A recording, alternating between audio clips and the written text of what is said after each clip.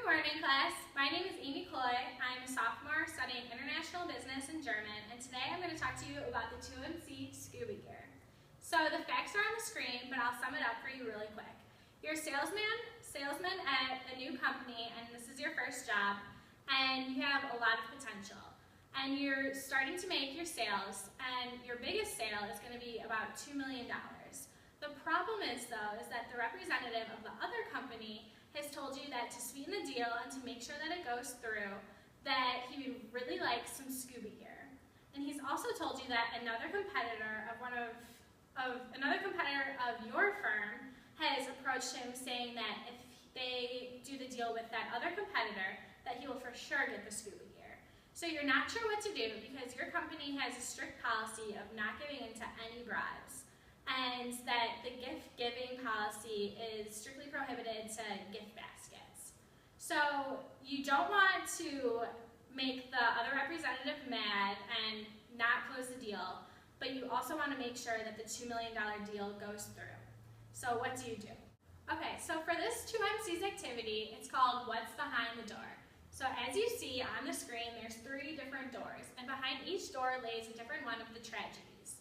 So also under each door is a description of which tragedy is behind the door. So I'll read them for you really quickly. Under door number 1, it would be so easy to buy the scuba gear and no one would probably notice. Under door number 2, you've spent months on this sale and you've worked so hard for it. And under door number 3, this sale would make you the company's #1 representative, #1 seller, and probably land you a promotion. So take a couple minutes and discuss with your partner which tragedy you think lies behind door number 1, door number 2, and door number 3. And then we'll come together as a class to discuss. And it's important to remember that some of the tragedies overlap. So what you come up with, what's behind each door, might not be the same as what I come up with. But as long as you have evidence to back your claim, then we can discuss it and decide which one works best.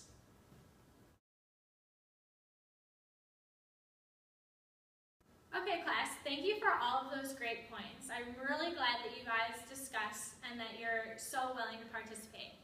So what I have for the tragedies is under door number 1 is temptation. It would be extremely tempting to give into the bribe in order to secure the sale. Under door number 2 is entitlement. You've worked so hard to make this sale, and just think of all the long hours that you worked would go to waste if it didn't go through. Under door number 3 is ambition. You would love to advance within the company, and you need big sales in order to do so to separate yourself from the rest of the pack of employees that were just hired. So it's easy to fall under the trap of one or more of the tragedies, but it's important to know that recognizing them and working with them now will help you recognize them in the future and to be able to prevent them from happening at all. So make sure to remember these as you go through your decisions, and it'll help you in the future. So to end the 2MC, we're going to talk a little bit about the professional responsibility takeaways from this activity. So the first one is, where do your values stand in relation to making money from the sale? You need to make sure that if you value trust and honesty, that taking a bribe doesn't really correspond with those values. So you want to make sure that with everything that you do in your professional and your personal life, that you're staying true to your values, because if you don't stay true to your values, then no one is really going to trust what you say is what's going to happen. And the second PR takeaway is, if you're unsure of what to decide, think about how you would react if you saw this bribe as a headline in the newspaper with your name all over it. Would you be embarrassed?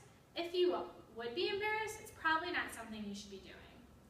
And the third takeaway is, how you handle this bribe now is going to set a precedent for your company all the way in the future. Will your other clients find out and also expect bribes? Because that would start a dangerous slippery slope for your company and for yourself as a professional. So remember, the small decisions you make today are going to affect the bigger ones you make in the future.